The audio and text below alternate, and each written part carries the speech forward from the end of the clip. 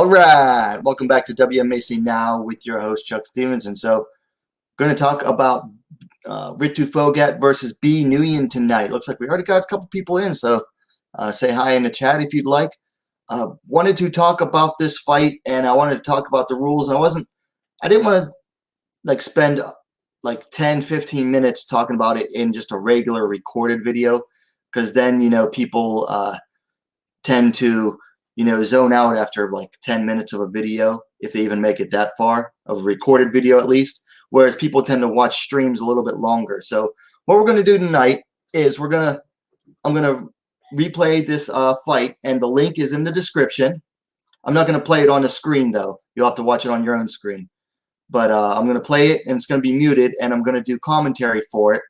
And then after the fight's over, we're going to go over the rules and judging criteria in One Championship that is available on their website at onefc.com. So go ahead and give you guys a minute to get ready. The video is in the link down below. Now, once you get to the fight, fast forward it to the 6-minute and 55-second mark. That's where we'll start. And I'll give you a couple seconds to do that, and then we'll get started. We got Perez in the chat. What's up, Perez?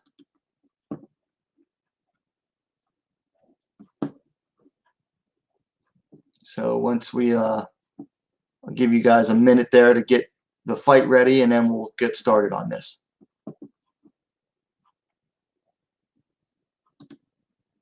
All right, we're going to go ahead and start the fight. 6-minute, 55-second mark. It's at the referee right now. He's about to call them in. Real quick, go over the rules. Ritu Phogat, the taller fighter. No surprise. I mean, Bi Nguyen is literally 4'11".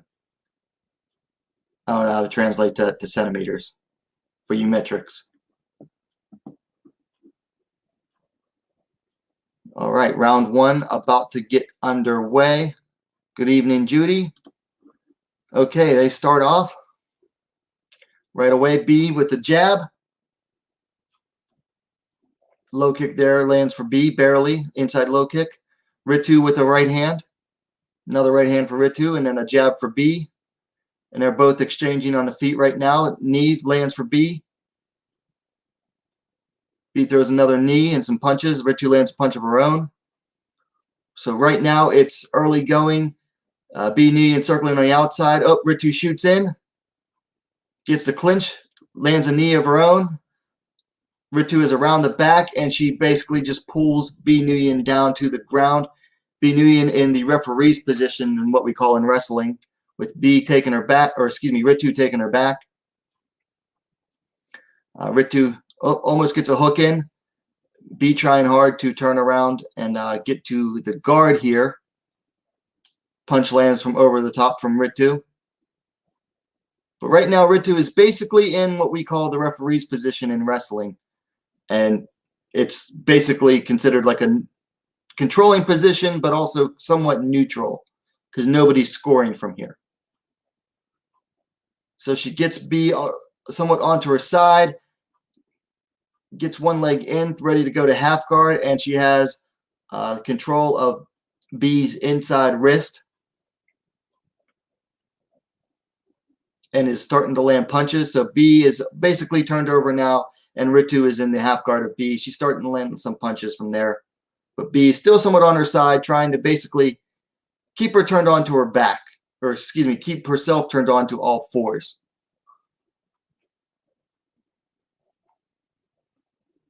And Ritu basically with back control, but not really. Like she's low, very low on the back control. She's trying to keep control here. Basically still has control of B's right wrist. B trying to stand back up. And B stands back up, gets to the cage. Is trying to break the grips. She's getting herself turned around. Now she's facing towards Ritu. Ritu, though, going for a double leg. B gets one underhook in. I was going to try to work that, but Ritu is switching to a single leg now. High crotch single. Now back towards regular single, and she gets B down. Now Ritu in B's, looks like, half guard.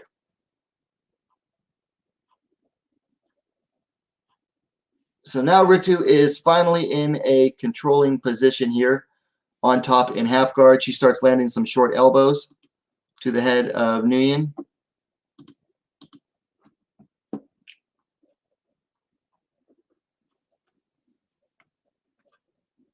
So now B gets herself back into closed guard.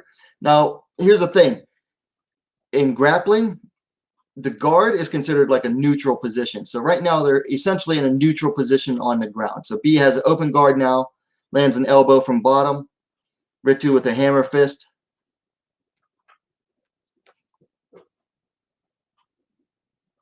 Ritu trying to stack B, starts landing some punches from up top. B goes ahead and closes the guard. Some elbows for Ritu. Excuse me. Some punches from the bottom for B, who is still working the closed guard and is basically trying to break Ritu down. Looked like she was about to go for an armbar for a second, but quickly gave up to go back to closed guard. Right now, B has Ritu locked up, has both arms locked up. She is in closed guard, opens it up to go for some kidney kicks, but decides to go back to trying to break Ritu back down because she was getting some ground and pound. So Ritu now trying to stack up and get some more ground and pound. B goes back.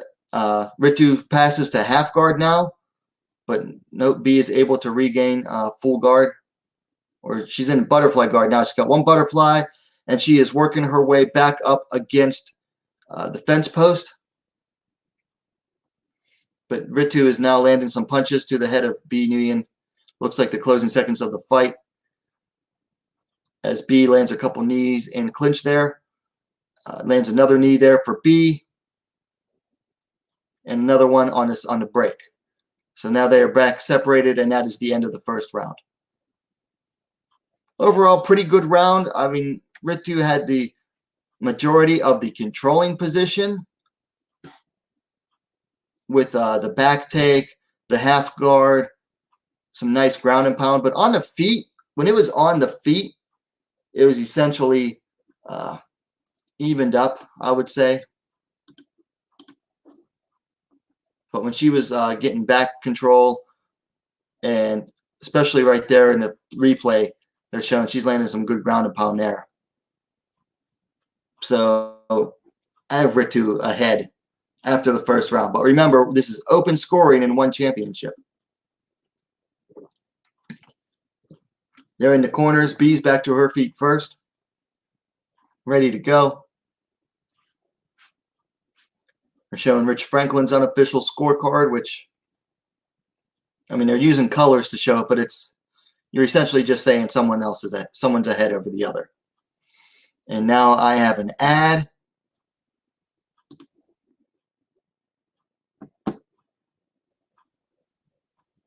All right, round two. We are at, I'm pausing it, we're at the 13:35 mark.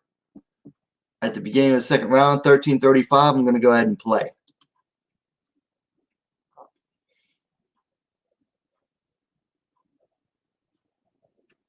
Okay, B whiffs on an inside low kick. Ritu throws an overhand right that misses. And some more shots from each fighter that are just outside the mark. They're not within their range yet. Oh, jab lands for Ritu, and then a 1-2 lands for B. Ritu whiffs on an overhand right.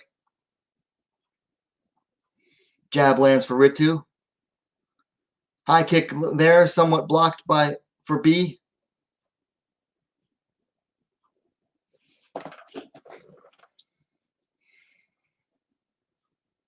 Neither of them are really throwing anything right now.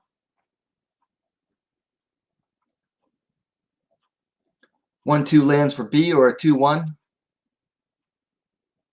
A knee lands for B, but Ritu catches it, transitions to a single and gets it. And so now Ritu is in the guard of B. She had half guard for a second. B recovered guard, but now she is in the half guard of B.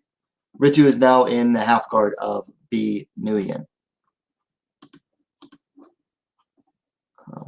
So right now, Ritu is on top, land a couple elbows, looks like right there, but it's a bad angle. Another elbow lands for Ritu from top.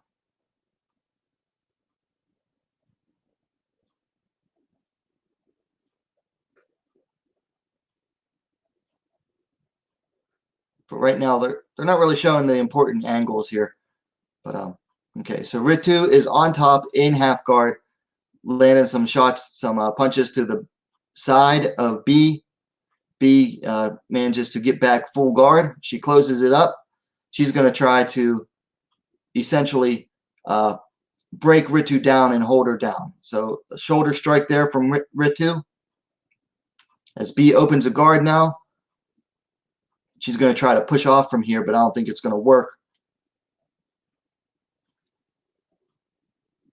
And she doesn't, so now Ritu is back in the closed guard of B. She tried stacking a little bit. A lot of stacking here. This is what they're called stacking. She is over top of B and is basically pushing down on her body from a high angle. And a couple elbows there landed from Ritu. But B doing a pretty good job of trying to, basically control the action here from bottom and break it down. And right now, Ritu is just doing everything she can to, stop the stymieing of B. Elbow there lands from Ritu. B hipped out, looked like she was maybe going to go for a sweep there. But B, I'll tell you what, she's eaten some shots, but B is also being pretty active from the bottom with her own ground strikes.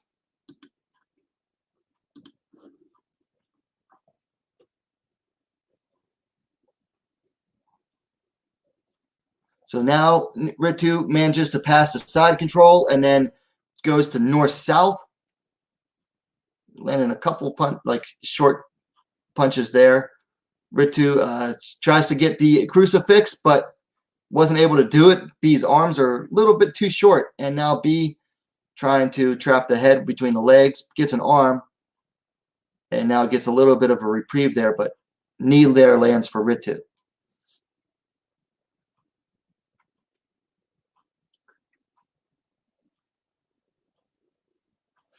So now they're in a neutral position here, and B is about to get, well, she's now back on her feet. Ritu's on one knee, but they're in the clinch. And now they break back to the center, and Ritu, you can already tell, is tired here. So B starts surging forward. Ritu clinches again. She wants to clinch and catch her breath. B with a knee from the inside, another knee for B. Ritu dropping down for a takedown, but is stopped and gives it up pretty easily. And back to the center again. B whiffs on a kick, throws a push kick. It looks like it lands. About 15 seconds left. Ooh, kick layer lands for B. Ritu kind of dove into. Nice big 1-2 there for B. B whiffs on a kick again. And that is the end of the round. So at the end of the round, Ritu Phogat obviously looking tired. B trying to land the big shots. And we are back to another ad. I'm going to skip that. So we are rejoining the video at the 18:47 mark. That's 18:47. I'm going to go ahead and press play.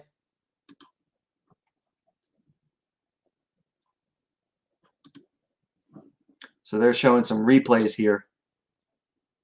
There's the knee that B landed and allowed Ritu to get the takedown. Perez says the fight goes in favor of B mid-second round. Yeah, she starts to basically, what I wouldn't say mid, I would say later. But honestly, once Ritu got past her guard, it was better for B because she was able, like Ritu didn't do too much in the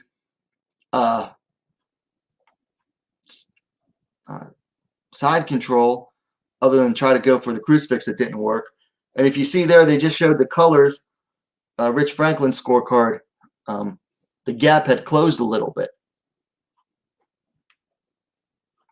So once again, Bi Nguyen, she's ready to go. Ritu looking a little tired. Bi was first to her feet again off the stool. So Ritu coming forward. Bi throws first with the 1-2, misses. Throws a kick, kind of might have grazed. It's a bad camera angle. Inside low kick lands for Bi.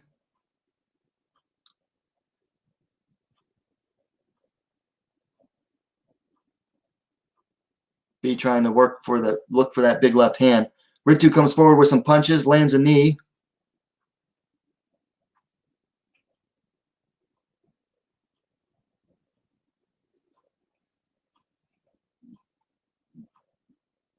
Left kick misses for Bi. She tries to go down low with the punch.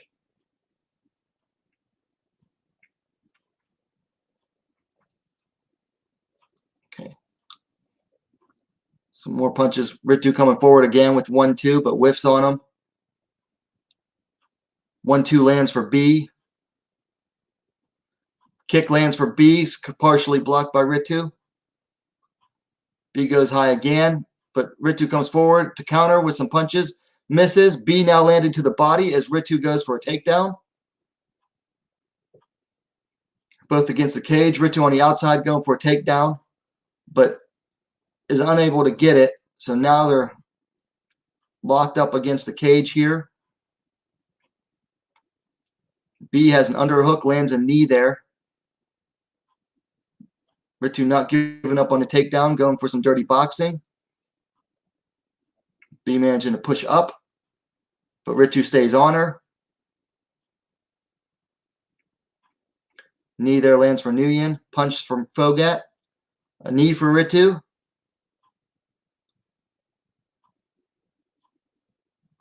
Ritu drops down for a double leg again, but Bi is keeping her weight down low. She's spreading her legs out. Try to break the grip of Ritu. Ritu still not able to get that takedown. Goes around to the back of Bi, but Bi turns inside in a clinch up against the fence. Lands a nice knee there. Gets the clinch position. Lands another knee. Ritu goes down low. Ritu low on the leg of Bi. Now Ritu Bi hammering Ritu, the head of Ritu with the elbows. These are scoring big here. Ritu still on the leg of Bi, trying to drive for that elbow. She has the ankle. Bi gets another elbow. Ritu gives up, goes up. Bi goes up with her. They break. Bi goes back to the center. Now it is Bi taking the center of the cage and Ritu on the outside. An exhausted Ritu Phogat. Bi lands a high kick.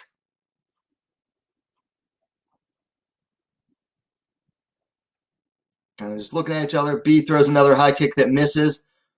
So Ritu walks away. Bi follows her. Punch there lands for Bi. Another high kick whiffs for Bi. She probably just stick to the punches, which Ritu tries to. Big right missed for Ritu. A jab countered by Bi. 1-2 lands for Bi. Jab for Ritu. But here comes Bi again, coming forward. Jab for Ritu. Cross for Ritu, but countered by a jab from Bi. Bi getting the better of, they're light exchanges, but you got to give them to Bi. I mean, everything's Ritu's throwing, just mostly missing right now. Little under a minute left. Bi tries to throw another kick again. Ritu comes forward with a jab, and it's countered by Bi.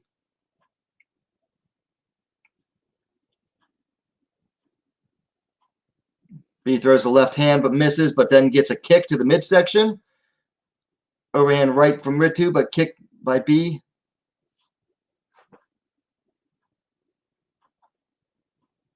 Overhand right from Ritu. Bi lands a big knee there as Ritu tries to go in for a takedown. Left hand lands for Bi. Right left for Bi. as Ritu misses a right, or excuse me, a left.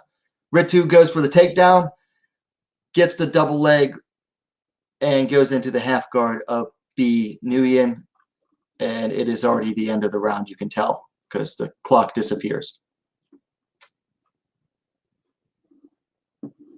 So like a lone punch from up top in the half guard lands for Ritu at the bell. So now they're gonna go to scorecards here. They're showing the action from the third round from different angles, and there's the takedown right at the end there. It's a nice takedown too.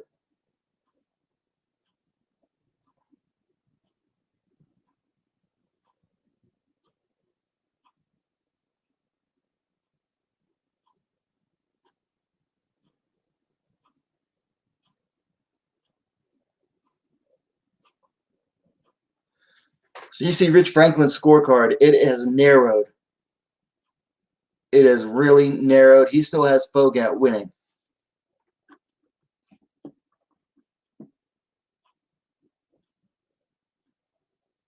Of course, we're going to talk about the Grand Prix.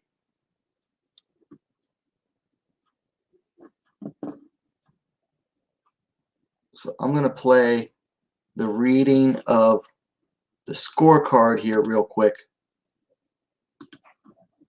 Oh, go into an ad real quick, and it's a 15-second non-skippable one.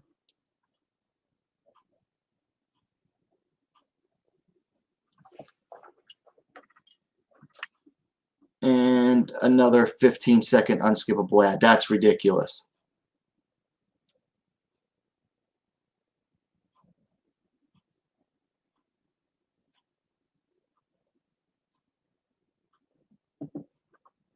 All right, we're going to official results. I'm going to go ahead and play it. Now to the judges' scorecards. Judge number 1 calls this contest in favor of the red corner. So Judge 1 for B. Calls this contest in favor of the blue corner. Judge number 3 for Ritu. Judge number 3 calls this contest in favor of your winner by split decision from the red corner. And Judge 3 for B. So 2-1 Bi Nguyen. And Ritu in shock. Be happy, saying finally. All right, so that is it for the fight. 2-1, the decision goes to Bi Nguyen. So, well, how do they get to that? That's what I want to talk about on this stream here. Let's talk about One Championship's rules. So, global martial arts rule set for competition. It says One Championship uses the global martial arts rule set for competition, which blends a combination of best practices from Asian and non-Asian rules. Bout duration. Each bout will be 3 rounds of 5 minutes per round with a 1-minute break between rounds. Championship bouts will be 5 rounds of 5 minutes per round with a 1-minute break between rounds. Ways to win. A victory is obtained by one of the following ways: knockout, submission, verbal tap out, technical knockout by referee stoppage, athlete's cornerman requests a stoppage, and decision. Then it says decision wins. In the event that a bout goes the distance, it will go to a judge's decision. The 3 judges will score the bout in its entirety, not round by round. Judges will utilize the 1 judging criteria in descending order of importance to determine the winner of the bout. And I actually enlarged this real quick here. All right, decision wins. I just read that off. Here are the criteria in descending order. Now, these are basically borrowed from Pride Championship. One Championship brought in, what is the guy's name? Demetrius Johnson's coach, really, from Olympia, Washington. Matt something. And he helped decide the judging criteria for Pride back in the day. And I was like, you know, the UFC's chief competitor in the late 90s, early 2000s, early to mid 2000s. And so it's not round by round. It is judged as a whole. And there are good parts about it and bad parts to it, but that's what One Championship decided to go with. So here are the judging criteria in descending order. So the top one is the most important. The bottom one is not Matt Brown, Wayne. Not Matt Brown. It's Matt Hume, Hume, Matt Hume. So first up, near KO or submission.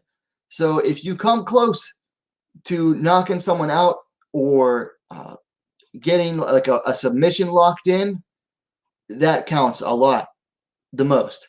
And then you have damage, internal, accumulated, superficial. So like accumulated damage would be like if you're just beating up your opponent over the course of the 3 rounds or the 5 rounds, and you're just beating them up. And then superficial would be like swelling, cuts, stuff like that. Internal, you basically have to go with the fighter's reaction to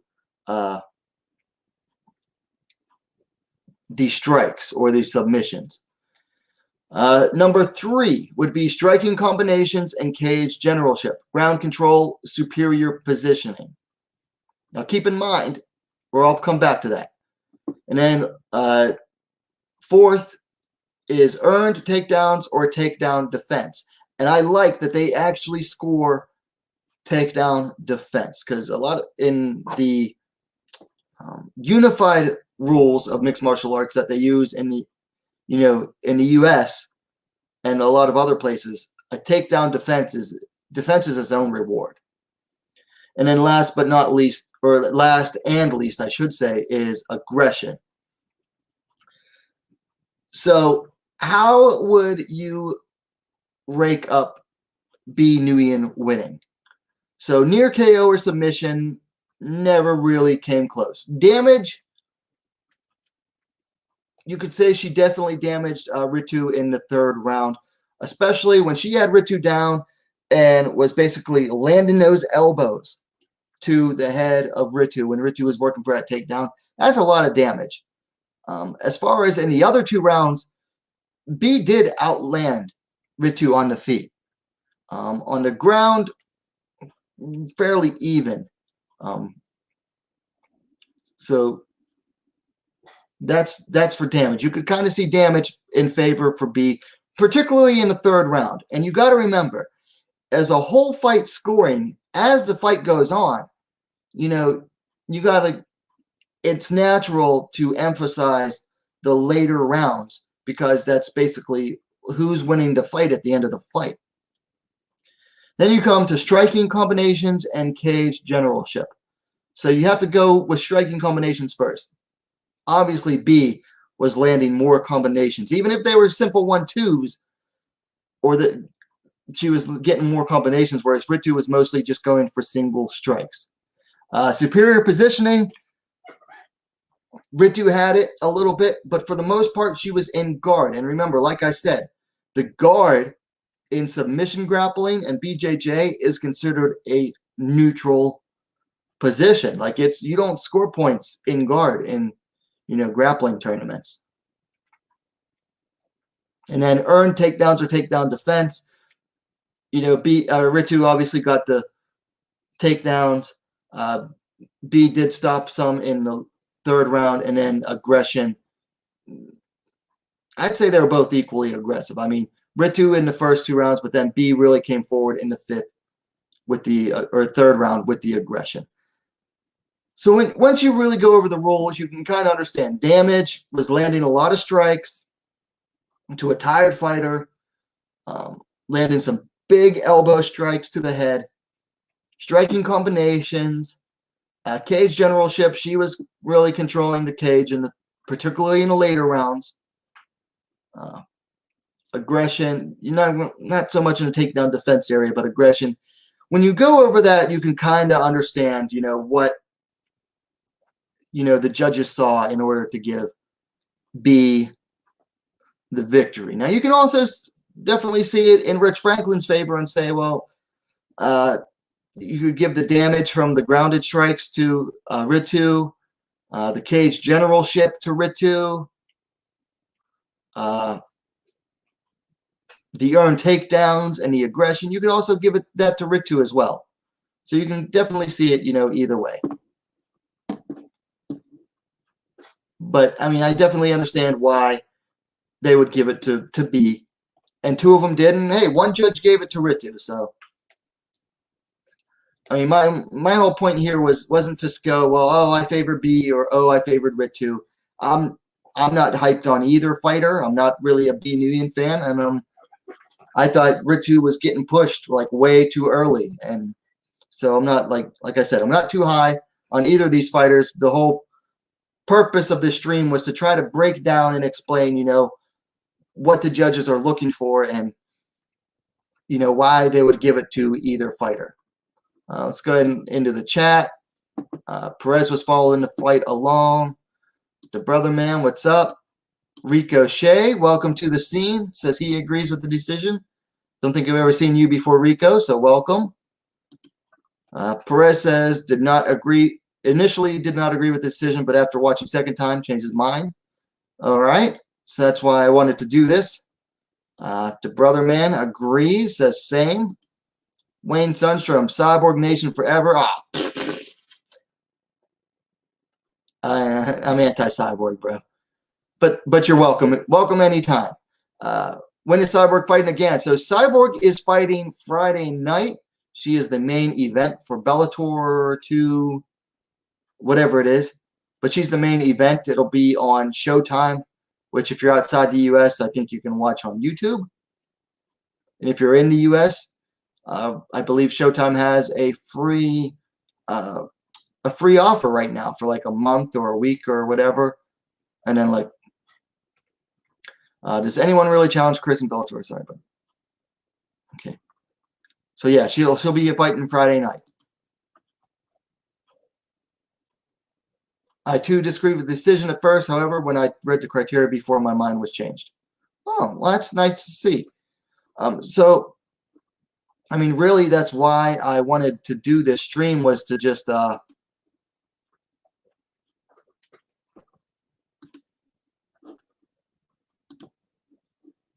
wanted to just try to present the rules as best as I can, go over the fight itself, and then try to present the rules as best as I could in order to,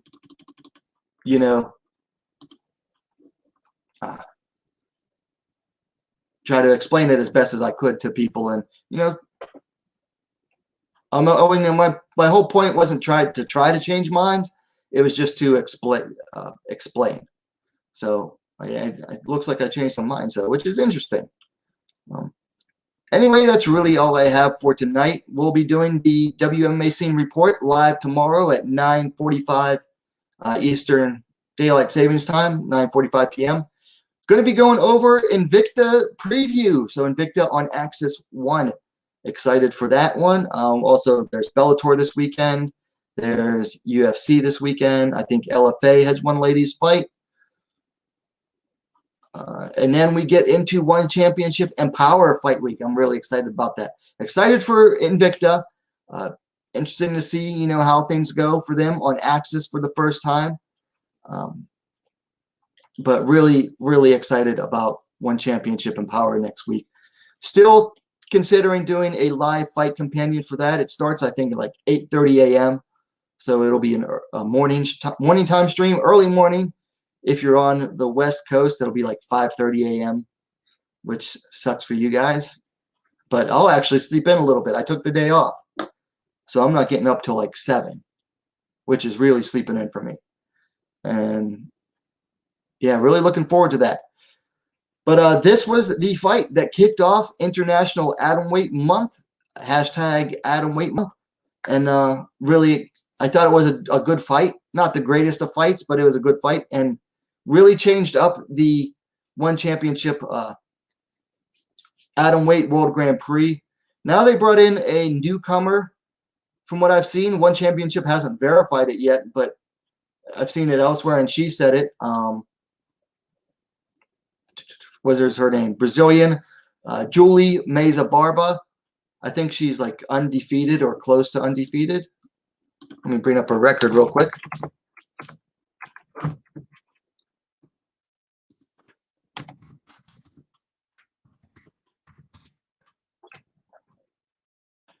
Julie Meza Barbara comes in 8-2-1. Fights out of RD Champions in Rio. She's slightly taller than most of the class. She's 5'3", 160 centimeters. But you look at her record here. I'll go ahead and enlarge the screen here. Her record is not very good. 0-0, lost in her debut. Don't know. 0-0, 1-2, 0-2, 1-0. Drew with the fighter with only one fight by the time she was 3-2. 3-2-1, going 0-1, 2-3, 1-1, 2-3, 2-1-1. Yeah, this is like very much a Brazilian regional level fighter being brought in here. Of course, one championship hasn't actually acknowledged that she is fighting yet. She did say so according to her Instagram stories, which was in Portuguese. I saw it on Twitter that someone translated. So she'll be stepping into the Atomweight Grand Prix.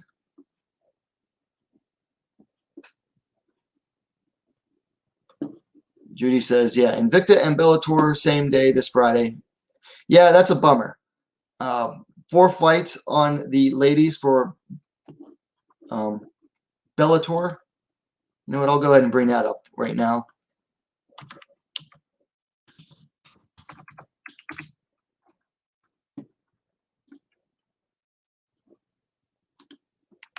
So I'm going to be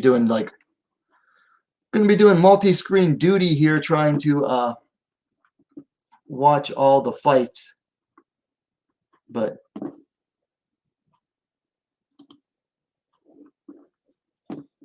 I mean, first up, and I think this fight should be higher on the prelims. You got Leah McCourt versus Janae Harding. The more interesting of the 2 featherweight fights on the card. 4-1 versus 6-4. So definitely more experience in Harding's standpoint, but she also has a lot more losses. Around the same age. Harding's a little bit taller, but McCourt has slightly better reach there. Get that off. So it should be both like to strike on the feet, but McCourt's no slouch on the ground out of SBG Ireland. So that should be a good one. Then you got Valerie Lareda taking on Hannah Guy. Don't know anything about Hannah Guy. She's a heavy underdog, though. A few years older, same height, no reach available. Let's see what kind of opponent she's been fighting.